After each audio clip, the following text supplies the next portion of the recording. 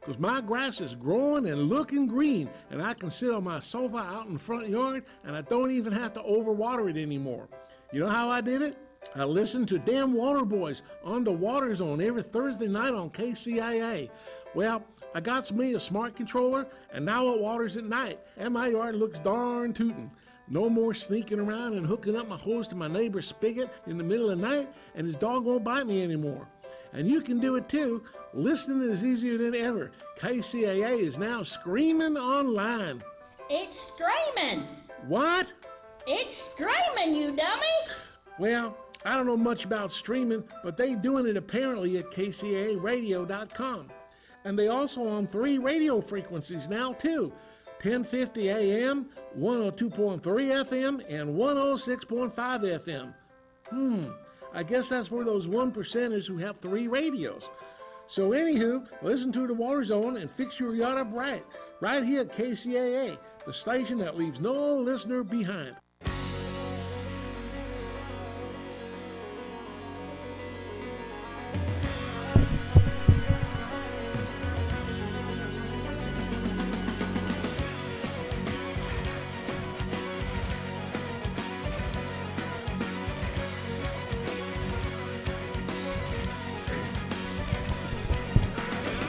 Live from the NBC News radio broadcasting studios of KCAA, 1050 AM, 102.3 FM, and 106.5 FM, located in, well, it's not beautiful, it's muggy, sticky, rainy, hot California. Thanks for tuning into the Water Zone today. I'm Rob Starr, along with Mr. Mike Barron, who I always like to call Mikeypedia because he's a smart guy, and together we collectively are known as the Water Boys. So good afternoon, everybody. Hope everybody's doing fine. It is a muggy day here in California. It was hot. It was 111. But we do like the rain. Yes, we do. We like that rain. Yes.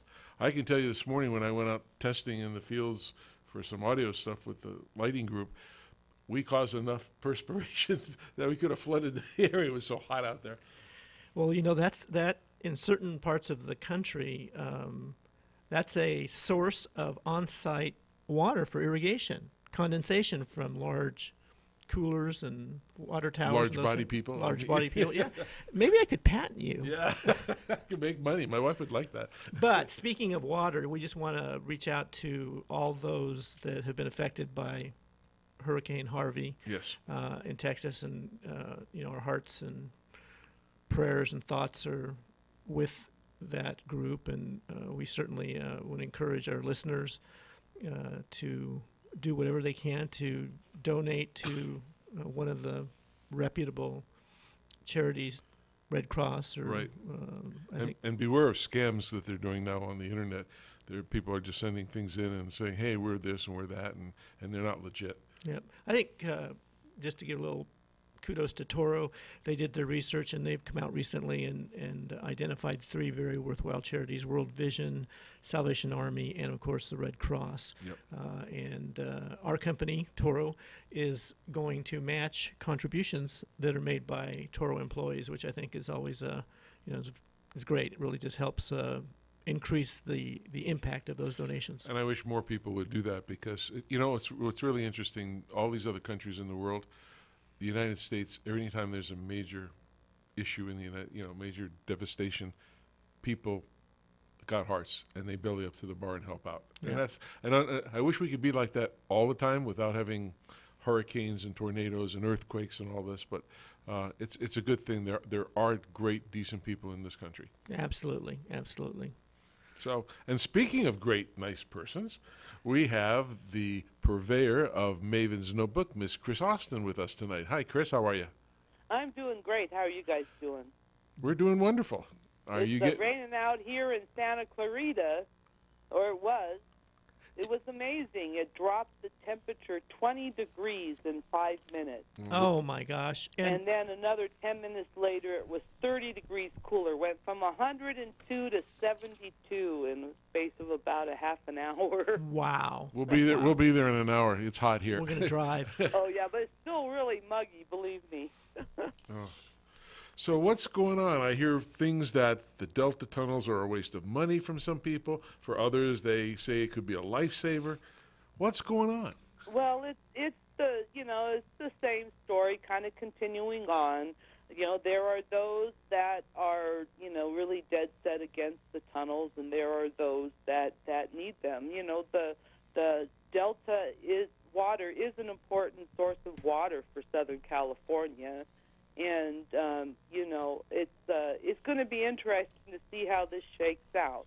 The Delta Tunnels opponents have been showing up in force at water district meetings all across town, and they're making some headway in getting people to put off the vote. But it's got to be a very difficult situation. They don't get as much. They show up at Metropolitan, but what's interesting is that the directors at Metropolitan, like the people showing up, are not necessarily directly their actual constituents. But when they get out to these water district boards where we have elected members now facing some members of the public that are saying we don't want these tunnels, it's going to be an interesting dynamic. 30% of Southern California's water comes from the Delta.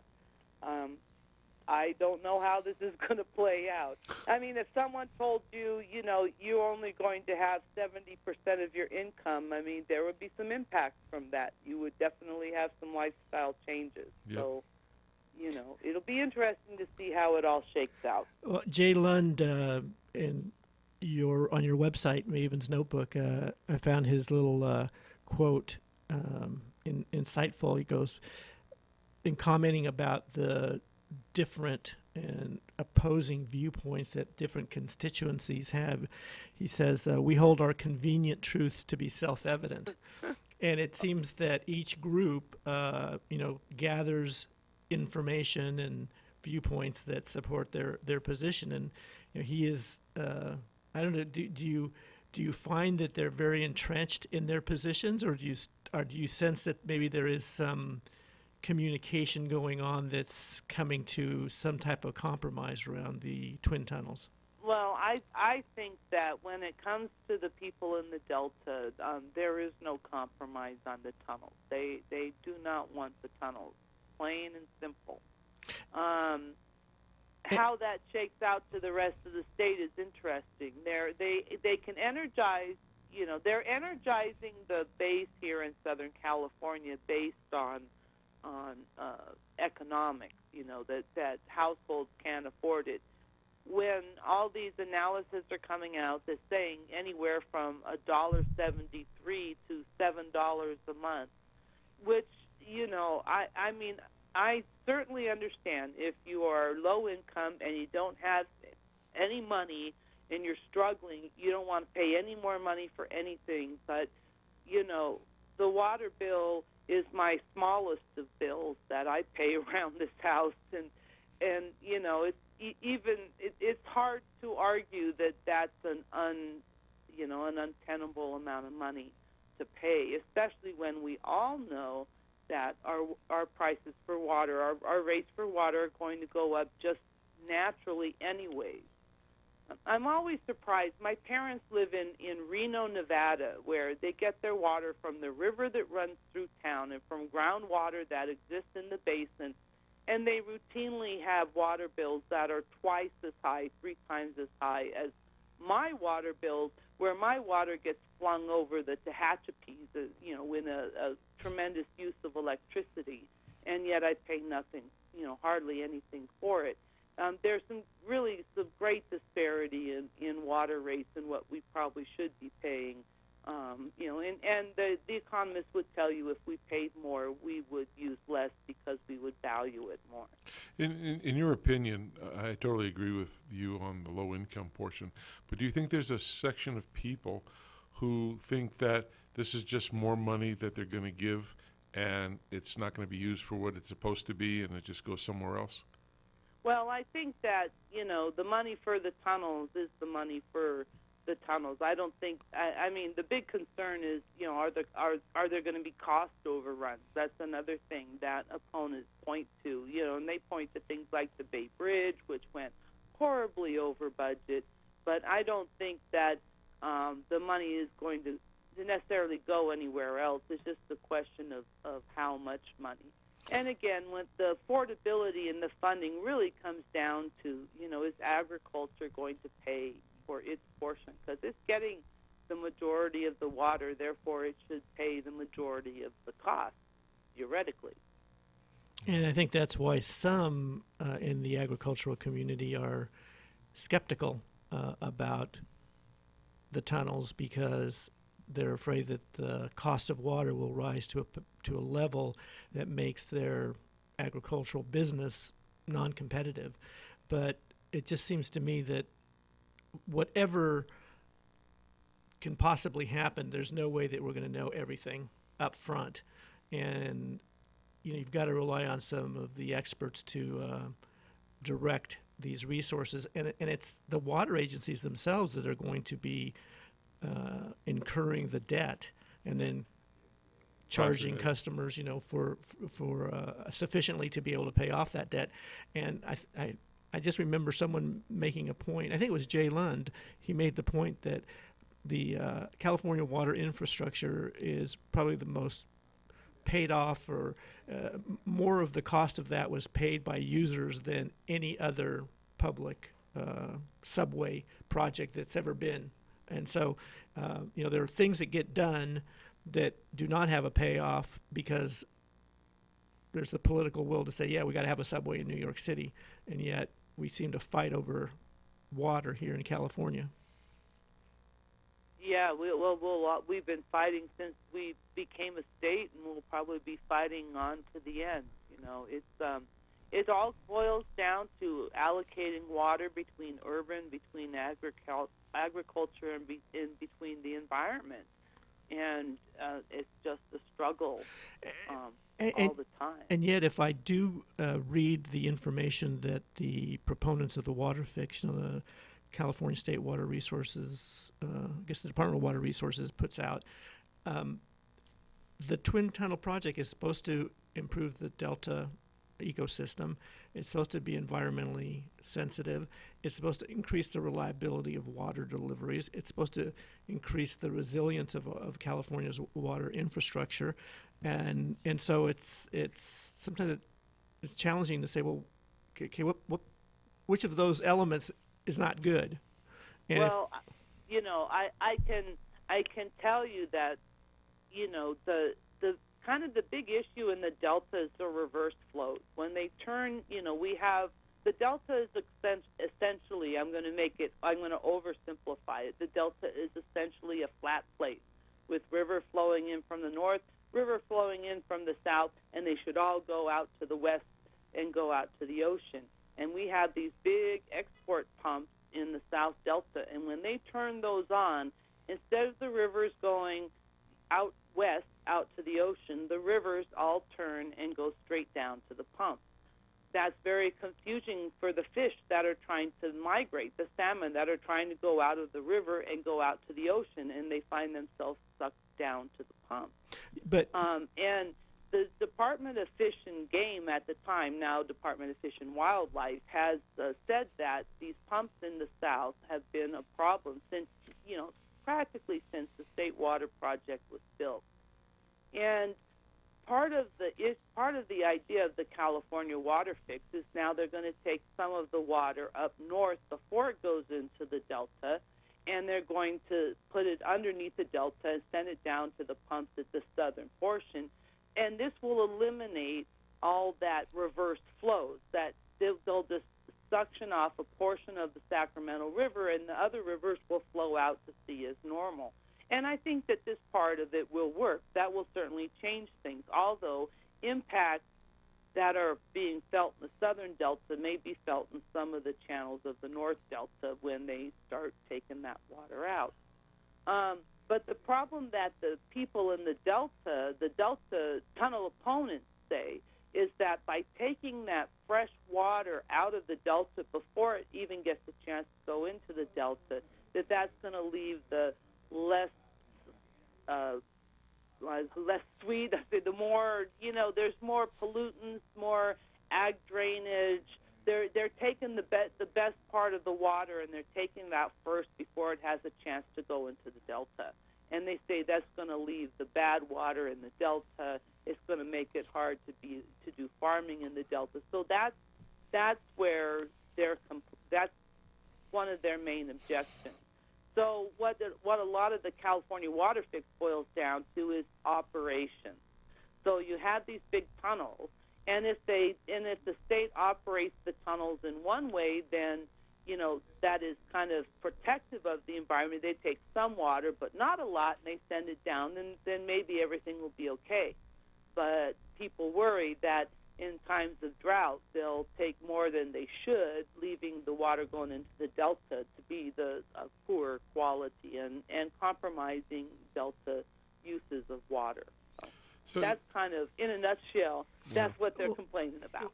And that's a very good summary, and the fact that the reverse flows in the southern part of the delta would be eliminated with the twin tunnel project, is kind of in the plus column. But as you said, there's a couple of minuses there as well, and that's where the disagreements come from. So thank you for clarifying that.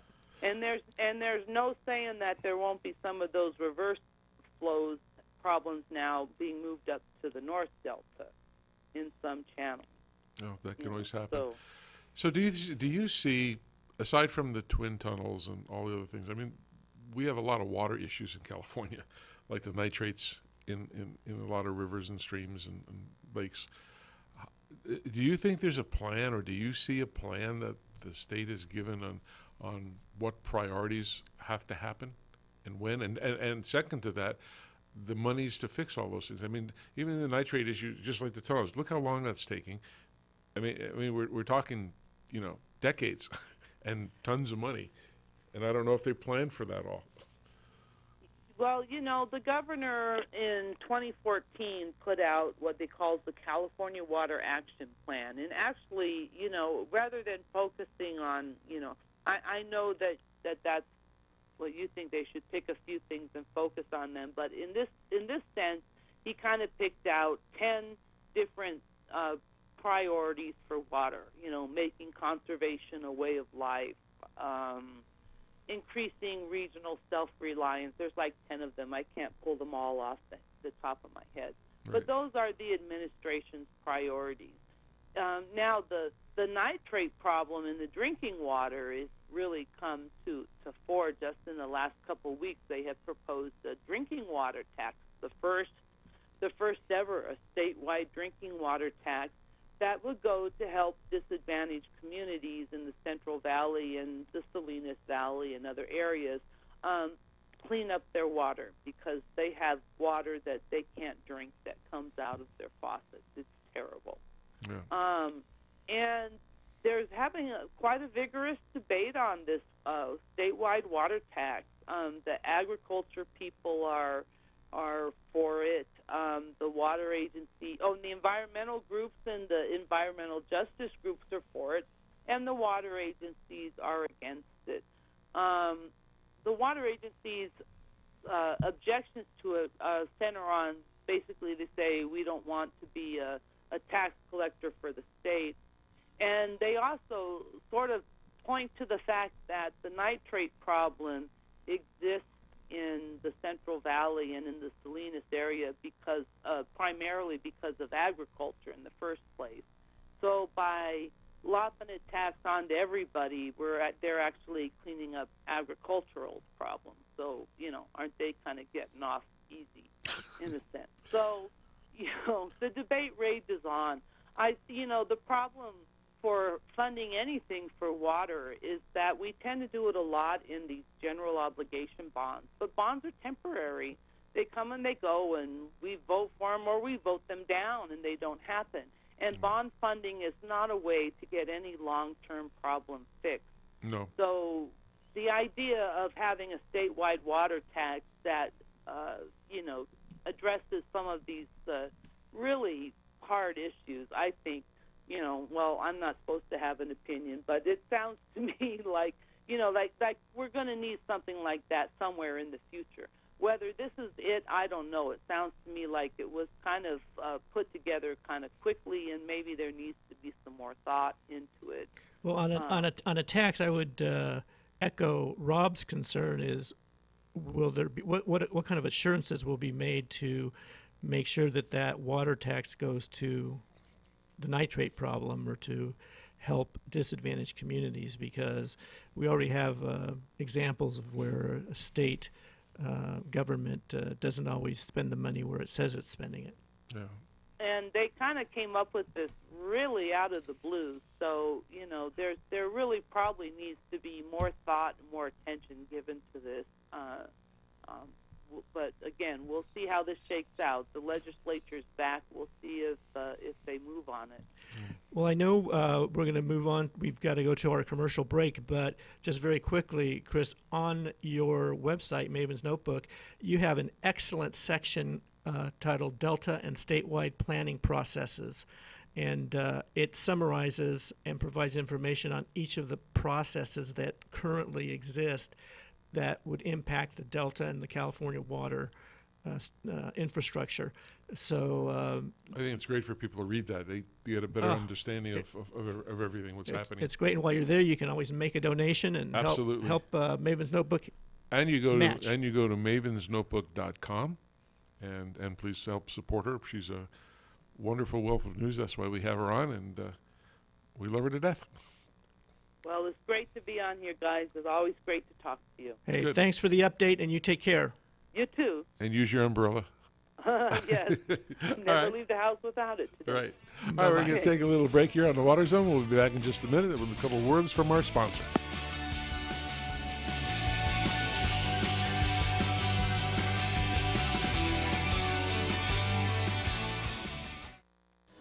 Do you hear it? Springtime! And folks across the country are excited to get their yards ready so they can get outside and kick back again. And with Scott's and Miracle-Gro in your shed, it's easy.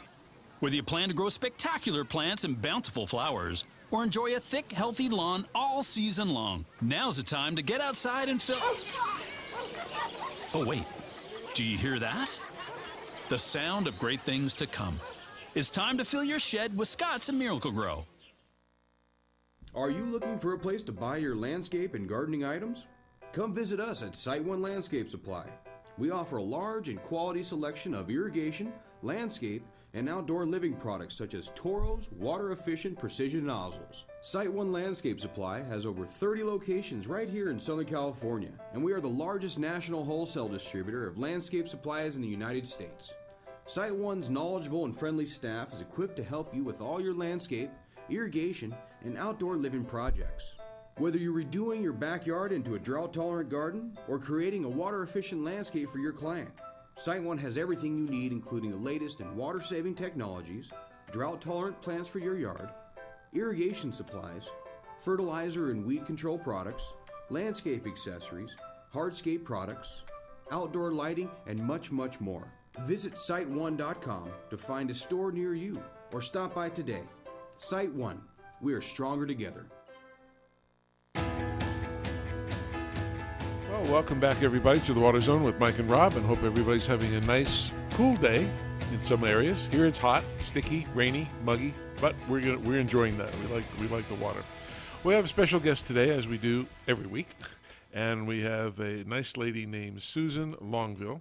She serves as the president of the San Bernardino Valley Municipal Water District, a state water contractor located in the Inland Empire of California, which imports water from Northern California needed to meet the water demands in the Upper Santa Ana watershed.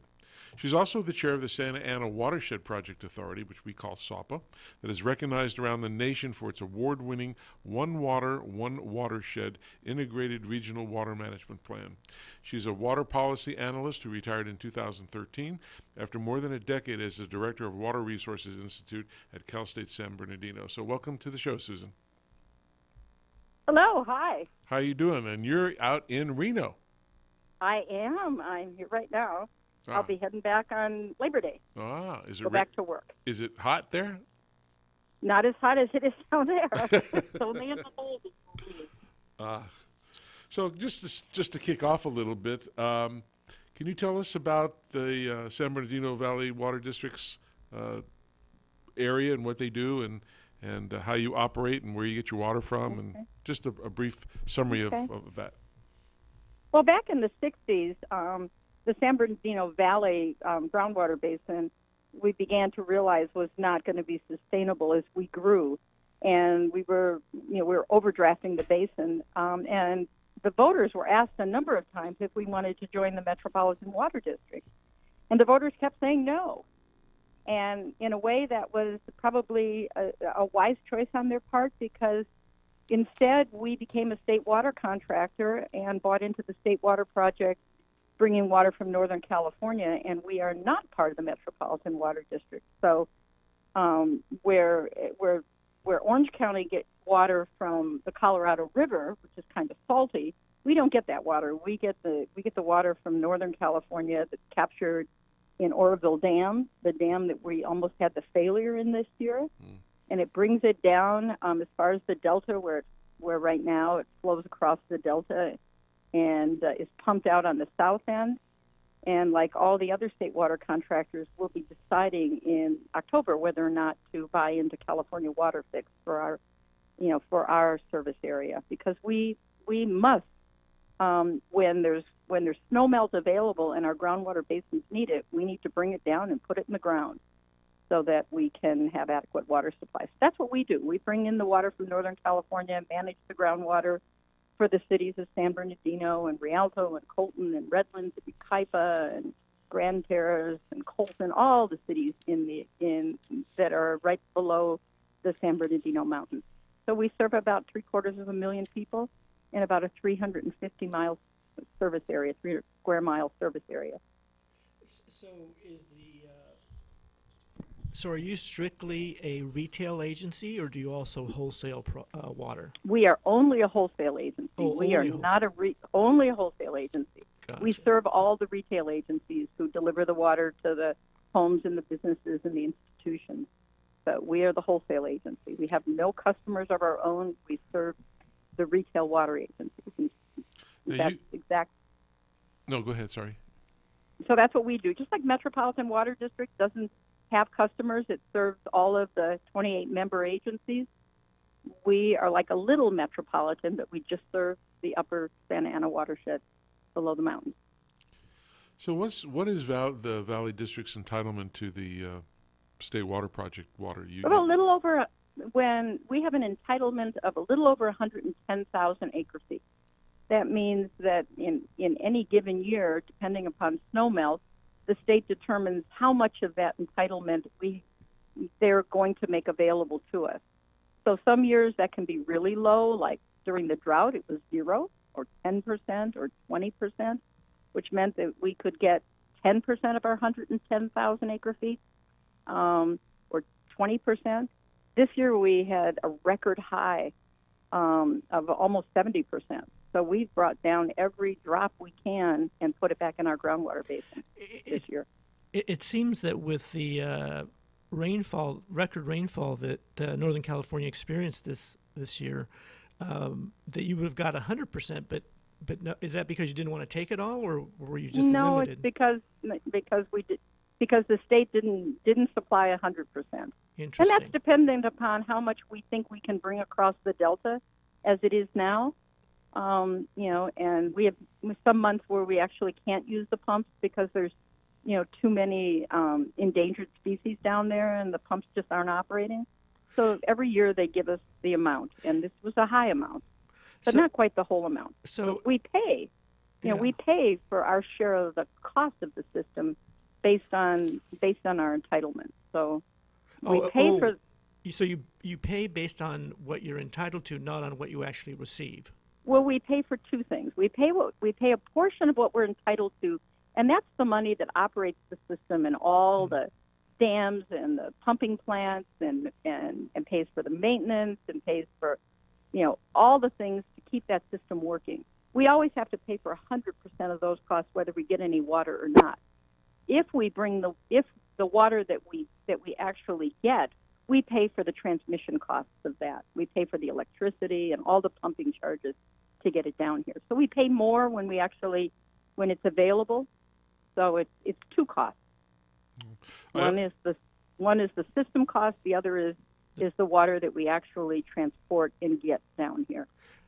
I just have one real quick question, and I don't know if this information even exists, but either for your agency, or maybe just for all of the consumers of State Water Project water in Southern California, what percentage of all the available time in a year do the pumps actually operate to send water to Southern California? Is that a known? Does anybody keep track of that?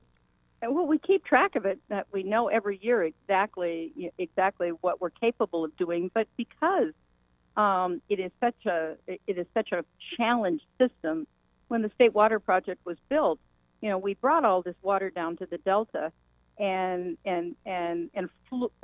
where it flowed across, and then we only had pumps on the south end. What the California Water Fix does is it puts the pumps on the northern side of the Delta, and then these 35 foot pipelines that go under the Delta transport it through, and so it gives us more reliability. It means that more of the water from Northern California will actually make it down to Southern California and to the Central Valley farms. But let's be very clear. It's not well understood that of all the snow melt up there, about 70% of it always goes out to the ocean. It goes into it flows out, for fisheries, for environmental reasons. So there's really only about less than 30% that's ever available for the 2 million acre feet that's considered entitlement. That's water that can be purchased by the state water contractors. The majority still does flow out through the ocean for good reasons. Yeah, so to maintain fisheries. that kind of proportion, that's very interesting, because sometimes it almost sounds like, we're robbing Northern California here in Southern California, and gosh, if 70% of all the water that's up there goes out to the ocean, I think we're using the excess, not right. Any of the essential water that the North and needs. Part of that is because the Delta is the largest estuary on the West Coast. That estuary where you have seawater coming in and fresh water coming in, we have to, we have to maintain a balance there. If we pump too much water out, then we would suck salt water into the Delta, and the whole estuary would collapse. Yeah. So an estuary is where fresh water comes in from rivers, and where ocean water comes in from the ocean. That's what an estuary is. Right. Well, going back where you get your water, it's my understanding that your district, as well as Western Municipal Water District, have filed water right applications with the State Water Resources Control Board to get authorization to divert water from the Santa Ana River. That's still right. We also have a water rights application that we're perfecting, and that's where we actually get water from the Santa Ana River that's released from Seven Oaks Dam, and that's the water we get off the river. But we also, some of our retail water agencies get water from the tributaries to the Santa Ana River. So it comes off of Lytle Creek, it comes off of Mill Creek, and some of that water goes, it also goes into our water supply.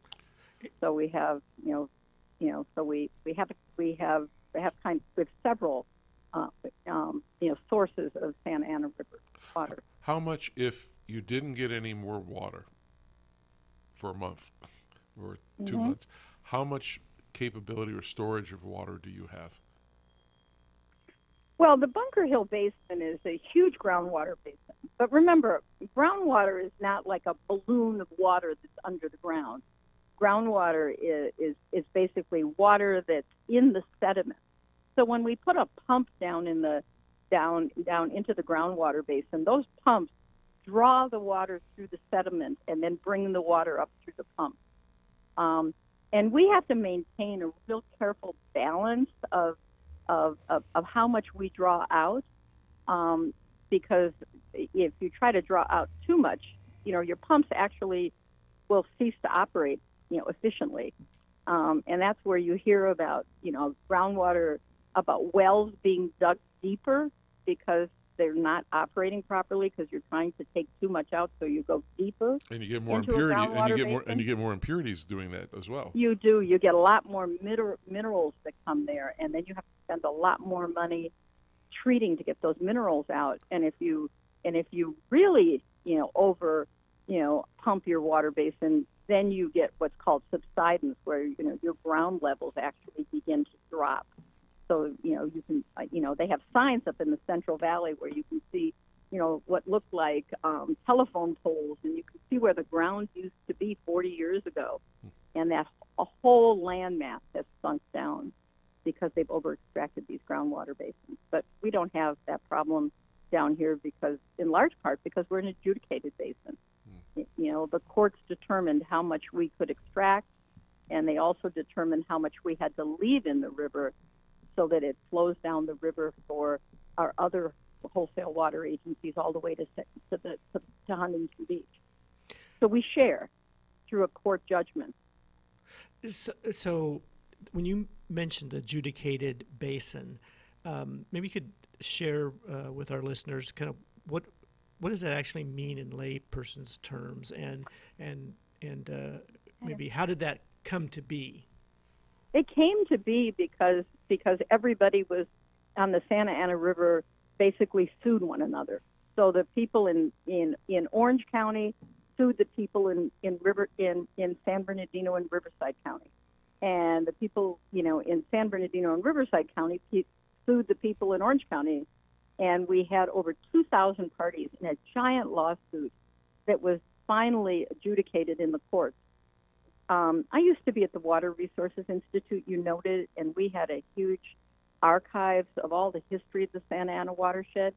And when that judgment was settled by a special master that was appointed by the courts, they pointed out that this was the most adjudicated river west of the Mississippi.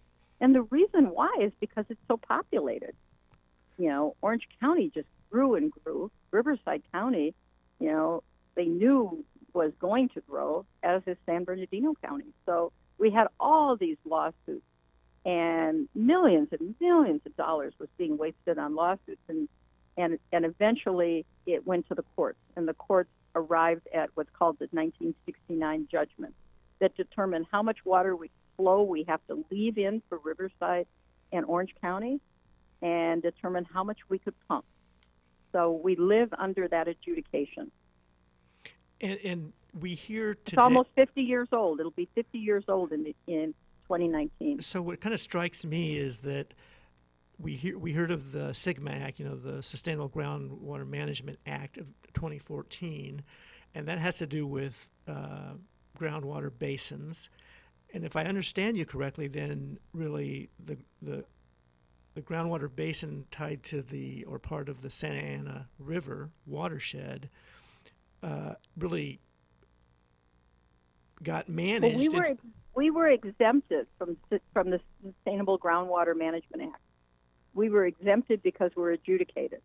That doesn't mean that we don't have to sustain our groundwater basins by putting wet year water back in the basin when it's available, which is what we do. We still have to do that too, but we were exempted from that act. All of those groundwater basins that are now forming their groundwater sustainability councils and are beginning to do their groundwater studies to determine how to manage their basin have never done this before. They've just been in an at-will, pump what you want wherever you want situations for decades, for 100 years or more. And so the adjudicated basins were actually exempted. But the goal of the SGMA Act is really to get management protocols that are somewhat maybe even developed by the Santa Ana watershed adjudication. I mean, basically they want to have an integrated plan to sustain those ground basins so that there's going to be water not only in the next decade but beyond that. I mean, the goals are the same, are they not, of what was accomplished with SAPA versus what they're trying to do with these other ground basins, or is it real different? No, it's very much the same. One's court ordered and one's now was ordered by the legislature under the Sustainable Groundwater Management Act. And do you get many calls from these developing councils or entities to kind of, with all the experience that your organization has, and our listeners, I just started using the word SAPA, but that is the Santa Ana Water Authority project. Is that right? Is that the right words? I don't know. Right. Well, yeah. The SAPA is the Santa Ana Watershed Project Authority. Project. It was formed. It was formed almost 50 years ago, after the adjudication, and basically it was formed so that the entities that were adjudicated would talk to one another and would discuss what they wanted to do, and to avoid having to basically help us live under the judgment. So we formed SAPA, and we called it not a project authority back then. We called it a planning authority, so that we would talk about what we were planning and try to get along. And the actual rules are that you have to talk to everybody and you have to agree before anybody does anything. Requires a unanimous vote. And you've got 5 partners in that, correct? And we have 5 partners. We have the 4 other wholesale water agencies: Orange County Water District, Eastern Municipal, and Western Municipal, which are both in Riverside County; the Inland Empire Utilities Agency, which is the western end of San Bernardino County; the whole Ontario, Chino, Montclair, all of those communities. So those 4 water agencies are all a part of the Metropolitan Water District. And we're the one that is not part of Metropolitan, who has our own imported water supply from the State Water Project. So that was what we were formed for, was to keep the peace. And then we were changed to a project authority when the agencies determined that they needed to do a project. And that project was the brine line. And the brine line is a pipeline that exports really salty discharges. The brine that comes from industrial processes, it comes from desalters, it comes from wastewater treatment plants. And we put that really salty, briny discharge into a pipeline, and then we take it out into the ocean and discharge it. So the brine line helps us maintain our water quality. So that was the project that SAPA built and owns, and we sell capacity in the brine line to people who need to discharge. So it's a project we own and we operate, and it's very successful, and it will be there for another 100 years, I'm sure. We're just repairing it right now. On a legal question, say 3 of us own a gigantic farm in your territory, and it's hundreds of acres, and underneath the ground there's water. Who controls that? Well, those agricultural wells are all part of the adjudication. So I mean, every one of our wholesale water agencies has to work with the people in our area to determine, how much water they can pump from their wells. So that's how it's done. It's done by wholesale water agencies working with our agricultural customers, our urban customers, and also we are also environmental stewards. We have to keep water in the river. We have to have to invest in healthy fish populations in the river. So, we have the Santa Ana sucker, just like up in the Delta, they have the Delta smelt, right, which is a listed species. We have a listed species in our river too. So we very much serve agriculture, urban areas, and also the environment. That's part of our job, is to meet our environmental stewardship requirements that the regulatory agencies tell us, mandate us to do. Do you think the priorities will change between the balance of those 3 areas? No, I think that all 3 are co-equally important. There's only so much supply available, and when there are trade-offs made, as we've seen, for example, in the Chino area, more and more of those dairy farms and agricultural preserves have become houses. One retires and the other one grows. It's an equal balance. It's a balance that is regulated by basically choices that communities make. You mentioned the brine line, and obviously it required an investment. What is the relationship between an organization like SAPA and funding that's made available, say, by state propositions, or perhaps there's laws that say, hey, this funding is going to be available to worthwhile projects that focus on water infrastructure. Could you share with our listeners how that works in the real world? Well, in the real world, because there are hydrologic regions that are each given a certain amount of that proposition money. So SAPA gets, a certain amount of money is going to come into our district for grants and for loans from these propositions. So that's what SAPA does. SAPA actually acts as a clearinghouse to determine how we spend that money that comes in from all the propositions. Remember, we started with the first proposition back in the year 2000, which was Prop 13. Then we did Prop 50, which the voters approved. Then we did Prop 84, which the voters approved. And then during the drought, the voters approved Proposition 1.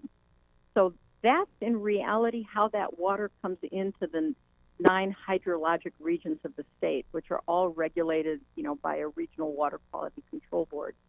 So that's what SAPA does. And we've got a very sophisticated integrated regional water management plan and structure for how we decide, how to spend that money. And that's the award-winning One Water, One Watershed, or as we call it, Oh Wow. It's our Oh Wow, planning process. And we actually have a steering committee that's made up of 3 county supervisors, one from Orange County, one from Riverside County, and one from San Bernardino County. There's a mayor from each one of the counties, and we have a developer, we have environmental organizations, we've got the Regional Water Quality Control Board, and they actually also prioritize how we should spend the money. So in the real world, that's how it's done. It comes into a region, and then that region, based on their own integrated regional water management plan, pick the projects that actually, are ready to go. And the thing to remember about propositions is propositions never pay for 100% of anything. Even if you get a grant, there's a huge match that goes with it that's either 50% or more. So you might say, hey, we'd like to do this project, which is let's say it's a conjunctive use project. We have a huge one that we funded from Prop 84 called the Santa Ana River, Conjunctive Use and Conservation Plan. We call it SARCUP. And SARCUP got $55 million in grant money. But we also kicked in $55 million in matching money. And what SARCUP is going to do is it's going to put, when there's snow melt available, we're going to put a certain amount of that water in our groundwater basins, and we're only going to extract it when we're in a drought for basically what we call dry year yield. So that's how we determine how we spend that money. But a project might be a great idea, but if there's no match for it, then as we like to say, it's not ready for prime time. We can't fund it because there's no local match. Well, and that local match really gets the local agency to be invested and committed to that project, doesn't it? Absolutely. You never want to give anybody anything for free. No, you need the skin in the game. Well, not only that, is there's not enough money. These propositions, as large as they've been, when we talk about $5 billion or something, when you spread it across a state with as many people and as many regions as California, it's just a pittance. We like to call it a coupon in many cases. And some projects, for example, some of our, we have a project in the Upper Santa Ana watershed that's proposed out in the city of Highland, which is called the Sterling Natural Resources Center. It's a recycling project. That project isn't going to get any grant money, but what it's applied for is the state revolving fund loan so that they can borrow the money to build it for a lot less than you would have to pay if you went out on the municipal bond market or went out, to seek other funding. It's like 1.8%. And that money is loaned for a project over 30 years, which makes it more affordable. But then that money goes... So a lot of that proposition money goes into the state revolving fund. And then the agency would pay the revolving fund back? Yeah, they have to pay it back over 30 years. They have a payment every single year. And that provides resources for some other future project. So Yeah, you bet. that's good. And does that percentage stay the same for the 30 years, or No. It depending upon fluctuates? upon what market rates are. I mean, there for a while the state revolving fund was down at 1.5% and 1.6%. Right now it's at 1.8, and depending upon basically the cost of money, it could go a little bit higher. It goes up and down depending upon upon the market. So Because obviously the propositions when they fund under the state revolving fund, they're actually also going out on the bond market and to basically make that money available to us. right. So it's how we stretch it. If we paid for everything with cash, we'd get a whole lot less. So we want to make sure that some of these projects are going to be paid for over 30 years, 100% by the local district through payments. What happens when they default? Well, there's always a ready market for the sale of water. Hey, so listen, if never a default. project defaults, that money gets reallocated and goes elsewhere. Well, now I mean, if there's a failure, the agency is really on the hook. well, now I'm going to ask. And the money that they don't use gets loaned to somebody else. So, Susan, I'm going to ask you to do some heavy lifting here. So you can either say, Mike, that's the dumbest question I've ever heard, or you can respond.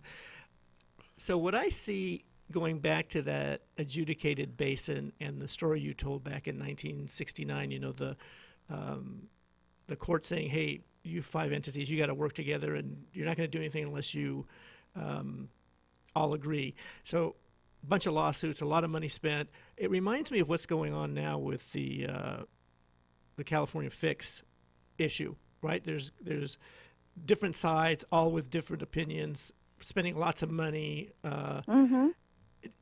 Could what evolved to create SAPA and the way those folks work together, could that ever be a model for a Delta fix that would include those co-equal goals of ecosystem restoration and protection of our natural resources, but also providing a more sustainable or reliable resource of water? So you're looking for private individuals or private organizations now to work with the state and try to. I'm just saying, hey, is there a model? Yeah. Could that ever be a model? There is no model for an adjudication that big, and I think it's probably not practical. I think what we're going to see, over the next couple of years with all of these lawsuits, and remember, it's not just environmental organizations; it's all those counties up there where the construction is going to take place, and where there's strong local opposition, is that those entities say, listen, there's a project out here, they're offering us this. If we file a lawsuit, we might get more, or we might stop it. But whatever the case is going to be, the money we're going to invest in the lawsuit, we think, is going to leave us in a better place than we are now. Interesting. Well, Excuse me, I have a plane going over. Oh, well, that's okay. Well, that's right. You're at an airport, aren't you? I'm near the Reno airport. Actually, Okay. just went by. Well, we but, sure appreciate but the flight path goes over here. we So appreciate. yeah, so I mean, I think all of these. Remember, go back to the '60s when when our first Governor Brown proposed the State Water Project. There was huge opposition to it, and there were a lot of lawsuits, and eventually it got settled, and the project was built.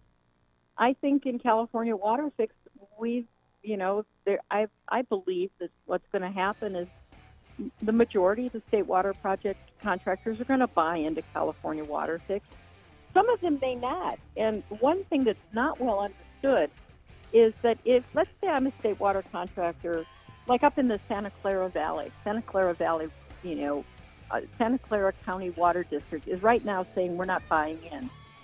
What they'll be able to do is they'll still be able to get State Water Project water that comes from those old pumps on the south end when they're working. Those pumps down in the south end are not going to be shuttered and blown up or retired. They're still going to operate when they can. Well, but they won't get any of the water that comes from the tunnel. Yeah. Well, hey, listen. If you want to get more reliability, that the argument for buying into California Water Fix is you're going to get more reliable water because we're going to bring it through the tunnels. Well, listen, we're on a hard cutoff, and so we have to say goodbye, but thank you so much. We really appreciate all the information you provided, and we'll talk to you again soon, Susan. Okay, thank you. Thanks. Thank you. All right. Have a good week, everybody, Bye now. and think blue.